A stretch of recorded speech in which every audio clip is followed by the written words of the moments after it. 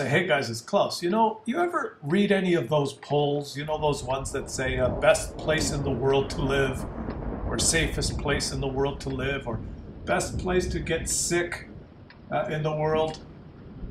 Dozens of polls that come out, and there's one country that is always in the top 1, 2, or 3, and that's Canada. One of the best places in the world for everything.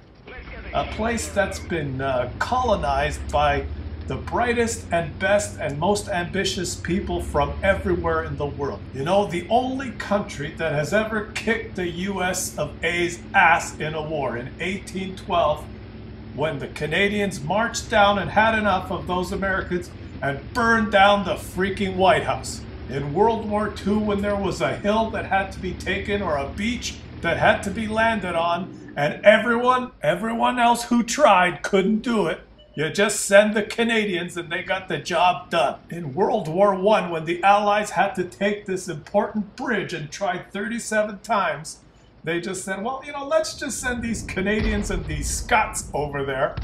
And the Scots put on the kilts and got the bagpipes going, and the Canadians followed behind with hand pistols and knives, and they marched at the bridge singing, and the freaking Germans were so fucking scared they just said, let's get the hell out of here. When the Americans conquered space and put the shuttle up in orbit, and when they finally got there, they realized, how the hell do we put these satellites in space? Who the hell had to invent the robot that could do all the work up there? You look at any picture of those shuttles, and what do you see? The freaking Canada arm doing all the work. And now Klaus travels around in Canada and can't believe what he hears. What a collection of sorry-ass, super stupid pussies sitting around complaining and whinging about just about everything.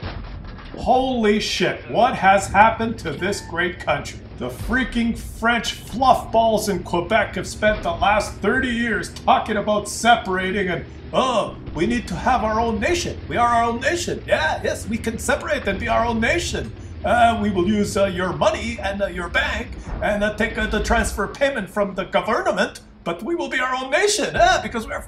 Fuck you! The West Coast wussies sitting around at Starbucks drinking frappuccinos, sitting there saying, oh, we don't want any pipelines crossing British Columbia, the beautiful nature. Oh, it would be so bad.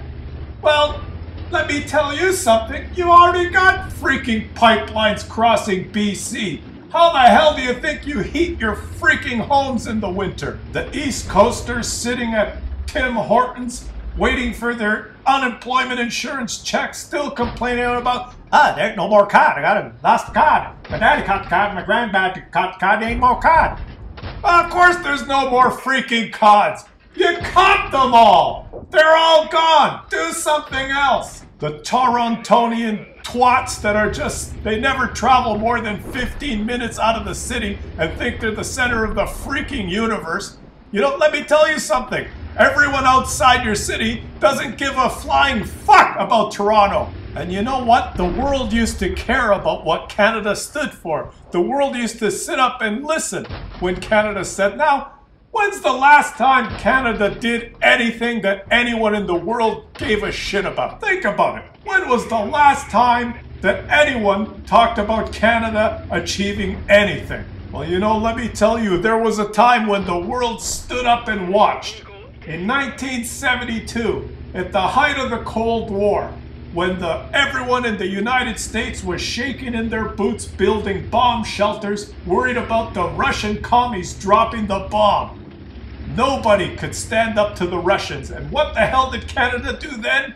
Canada called up Moscow and said, hey, we'll take you on. We'll take you on the ice with hockey sticks and puck. Let's do it, mano a mano. And you gotta remember, in those days, it was only amateurs were allowed in the Olympics, and the Russians won every single gold medal because they didn't have amateurs. Those Russian cheaters sent their men to compete with the world's boys. So Canada called them up and said, let's do it one-on-one. And they played 8 games versus each other, 4 in Canada, the first 4, and Canada got their ass kicked in every single game. And what happened?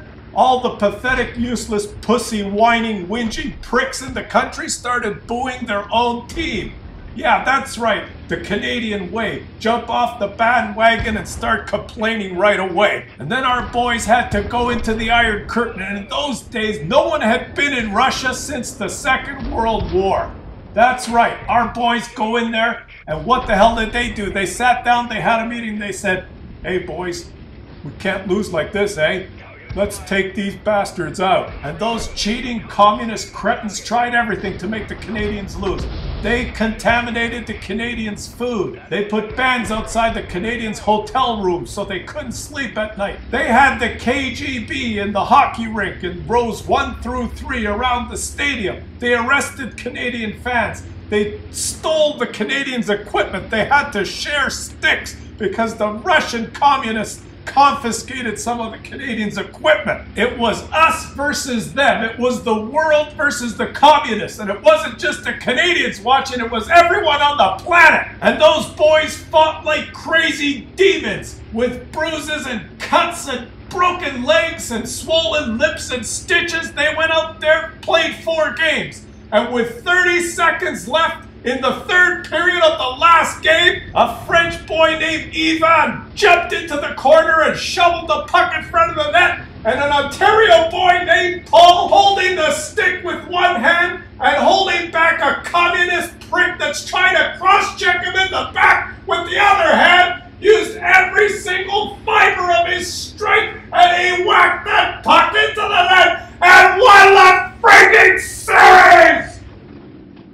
That's right, it took Canada, a country then of 25 million people, to kick the ass of the big bad Russians, a country of 350 million communists. And in the days following that, there was no whinging, whining Quebecer talking about separating. There was no puffed on the West Coast complaining about pipelines. Nobody on the East Coast was worried about fish. Everybody from all over the country, from the Pacific to the Atlantic, knew that this place was the greatest nation on earth. Just like this game, you notice there's a game going on and there's 2 Cromwells.